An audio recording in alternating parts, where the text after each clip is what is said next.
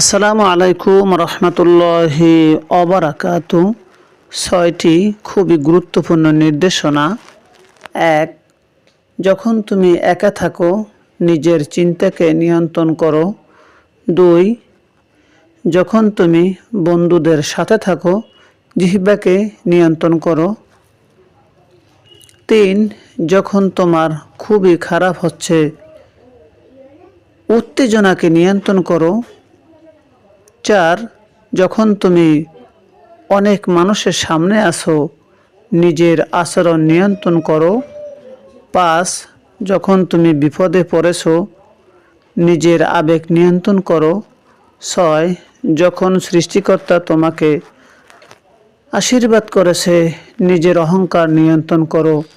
মহান আল্লাহ তাআলা আমাদেরকে সকল বিষয়ে হেফাজত করুন। আমিন। আসসালামু আলাইকুম রহমতুল্লাহ।